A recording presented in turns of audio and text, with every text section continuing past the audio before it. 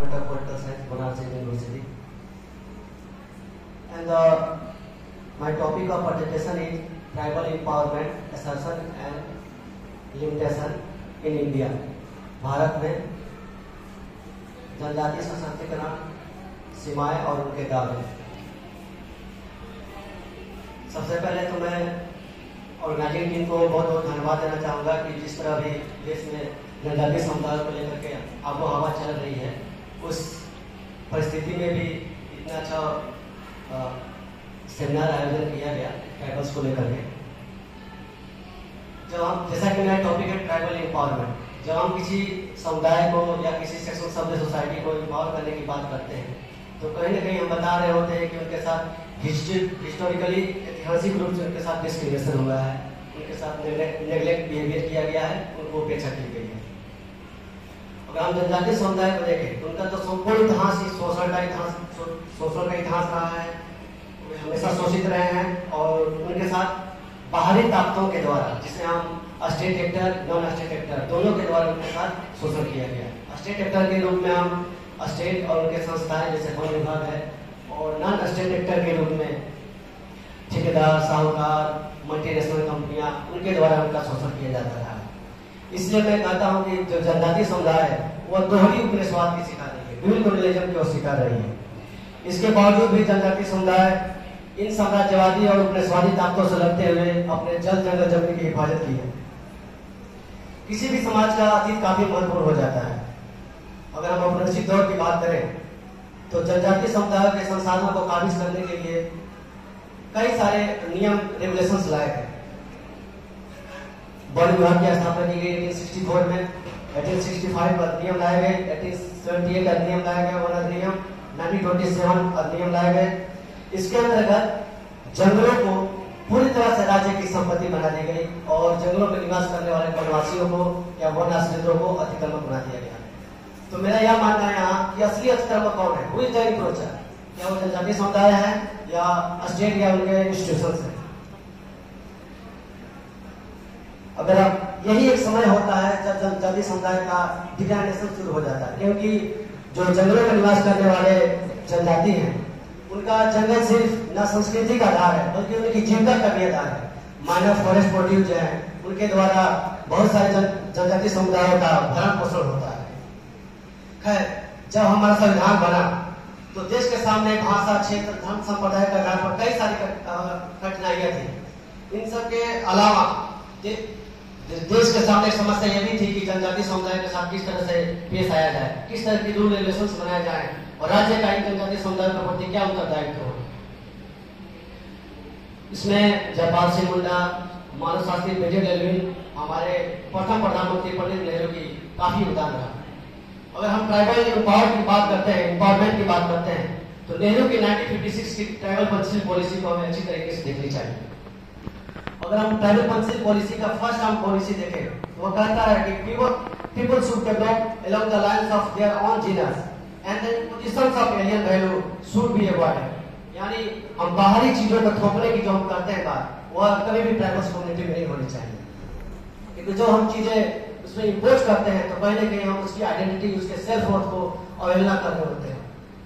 Tribal पंचिल policy की जो 5वीं पॉलिसी है, I think it is the very very important. Results should be judged not by statistics or the amount of money spent, but by the human character that is involved। हमें यह देखकर जनजातीय समुदाय को नहीं तुलना करनी चाहिए कि हमने इतने पैसे खर्च किए, बल्कि हमें यह देखना चाहिए कि हमने ह्यूमन कैरेक्टर पे किस तरह के बदलाव लाए, उनके ह्यूमन वैल्यूज पे किस तरह के बदलाव लाए। अगर हम देखें तो जनजातीय समुदाय की जो नीतियां रही हैं शुरुआती दौर, औपनिवेशिक दौर से देखें तो 3 तरह की नीतियां मानी गई है इसमें। पहली है आइसोलेशन अप्रोच, सेकंड है एसिमिलेशन अप्रोच और थर्ड है इंटीग्रेशन अप्रोच। आइसोलेशन अप्रोच, जिसको बेडेल एल्विन कहते हैं, लीव देम अलोन। बेडेल एल्विन हम जानते हैं कि इकोलॉजिकल रोमांटिसिज्म थे। वे बात करते थे कि जिस तरह से परिवेश में जनजातीय समुदाय रह रहे हैं उन्हें अकेला उसी तरह उनकी संस्कृति में जीने के लिए छोड़ देनी चाहिए बजाय किसी बाहरी हस्तक्षेप के। खैर, इसके तदनुरूप उसके उपरांत एसिमिलेशन अप्रोच आता है, जो कि मैं मानता हूं कि ट्राइबल एम्पावरमेंट में सबसे बड़ी बाधा बन गया है।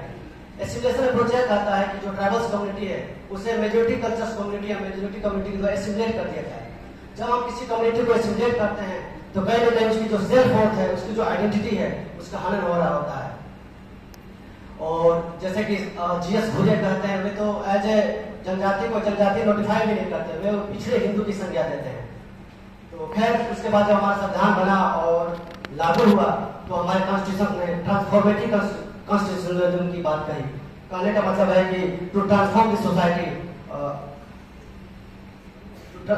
इंक्लूसिवली एंड प्रोग्रेसिवली, मतलब जो समुदाय पिछड़े रह गए हैं उनको इंक्लूजन में लाने के लिए किस तरह से हम अफर्मेटिव एक्शन करें, जिसकी बात हमारे पहले को वक्ता भी बता दें, कितने सारे आर्टिकल्स बताए गए हैं हमारे संविधान में।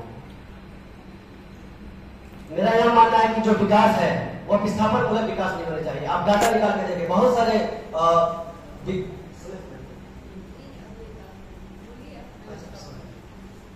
जो विकास है तो विकास कभी विस्थापन मूलक नहीं होनी चाहिए। हम उससे विकास नहीं कहेंगे हम ट्राइबल्स को वहां से उसकी जो परिवेश है, वास्तविक परिवेश है, वहां से हटा करके हम वहां कंपनी स्थापित करें या बड़े बड़े प्रोजेक्ट स्थापित करें, वैसे विकास हमें नहीं चाहिए। तो जब विकास विस्थापन मूलक कब नहीं होगा, जब हम उसे स्थानीय स्तर पर जो उपलब्ध संसाधन है उसके आधार पर जनजातियों को रोजगार का अवसर दें। तो इसलिए मेरा मानना है कि जो फॉरेस्ट है, जो जंगल है, उसके माइनर फॉरेस्ट प्रोड्यूस या नॉन टिम्बर फॉरेस्ट प्रोड्यूस है, इसमें जनजातियों को अधिकार दिया जाना चाहिए। जब रोजगार का अवसर और यह जो पॉलिसी है माइनर फॉरेस्ट प्रोड्यूस और नॉन टिम्बर फॉरेस्ट प्रोड्यूस में जनजातियों का अधिकार हो, इसमें महिलाओं का सशक्तिकरण के लिए बहुत बड़े योगदान देगा। क्योंकि क्या होता है कि जब रोजगार के अवसर नहीं होते हैं तो जो मेल ट्राइबल्स ग्रुप समूह है, जो पुरुष वर्ग होता है, वह काम की तलाश में कहीं बाहर चला जाता है और उस परिवेश में केवल महिलाएं रहती है।